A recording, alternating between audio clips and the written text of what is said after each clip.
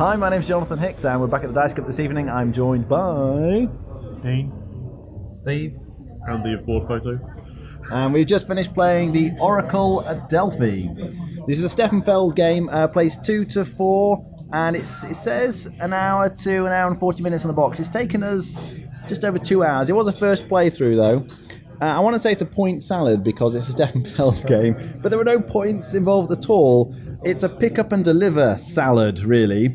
It's a sort of nice island map here, and you are picking up cubes, for example, at these places. So if you pick up the yellow cube, you have to deliver it to the yellow temple. You pick up the statue things, so if you pick up the pink ones over there, they have to go on pink spots, like you can see this pink statue's got on a pink spot there.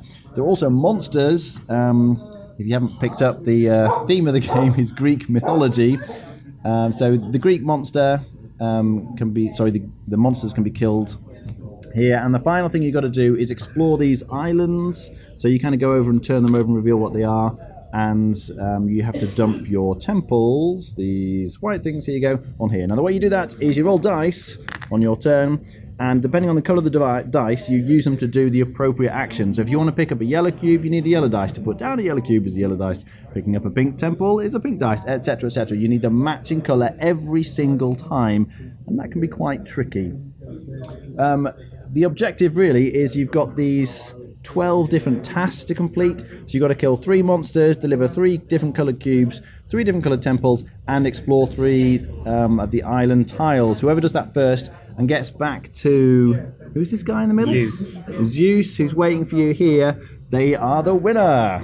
Alright, what do we think?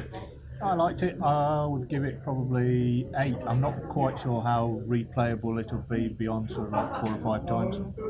Okay. I loved it. Stefan Feld's my favourite designer. It's weird to play a game where not everything that does gets you points. You're trying to be as efficient as possible, and the god tracks, which you didn't mention, are key, I think, to doing quite well. Yeah, so you have these tracks here, and you can move every time other people roll the dice. If they roll a colour that matches one of the gods that you've got up here, you get to move that god further up. So other people are helping you move these up, and when they get up to the top, you get a kind of super one-off god action when they drop all the way back to the bottom, and that can be really powerful. Yeah, Dean had a power that started with the gods. I did gods that quite early on, and we did quite well. I think it actually is replayable in terms of the board will always be different. You've got a modular board that's effectively double-sided, and they give you suggested setup. However, I see no reason why you couldn't just set it up randomly. So I think in terms of that replayability, it is replayable. Whether it's kind of just being as efficient as you possibly can each time, I don't know. I'd rate it as an 8, but I can see myself rating this higher because after one play it's hard to rate it any more than an 8, but I do like the game. Yeah, sure. Andy? Yeah, likewise. This is quite a good game. Sometimes I've not been the biggest fan of like pick up deliver games in the past, but this is better than most. I do like the efficiency of using dice, like Feld's previous game, Castles of Burgundy. It's all about using dice, being efficient with those dice, chaining actions. This is what this game is all about. I failed miserably at chaining actions in this game, but it is a really good game. I'd probably rate it about an 8, and replayability wise, I think it's good. I think it's got quite a lot of replayability, especially because of the modular board. You can have an elongated board, you can have boards that are weird shapes. It's not always going to look like this. So yeah, I'd rate it about an 8, and we look forward to playing it many times in the future. I think in terms of his other games, the playability factor, if you've played Trajan or Castles of Burgundy or anything like that, even Aquasphere, the fact that these boards are modular, there's a different set of tiles you have in each game. I can't think of any of those previous games that have felt the same as others. So I imagine this will be the same. However, you do need that second play. Yeah. The only thing that why I say the replayability, I'm not sure, is it's not the board, it's the tactics.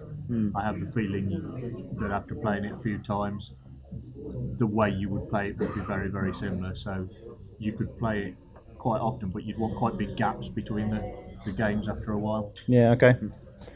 I really liked it, I have to say. I'm not a massive Stefan Feld fan. I think, though, that this is my favourite Stefan Feld game. It reminds me a bit in terms of how it feels of Bora Bora.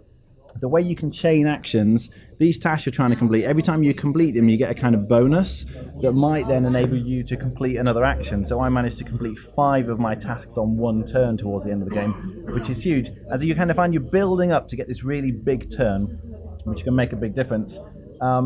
Castles of Burgundy is obviously a superb game, and it's hard to say that this would beat that, but for me personally, I think I prefer it, and I think I'd rather play it to that. I'd actually be on an 8.5, which is pretty amazing for me. As I say, I'm not huge on Stefan Feld, but superb game. Really enjoyed playing. That was the Oracle at Delphi.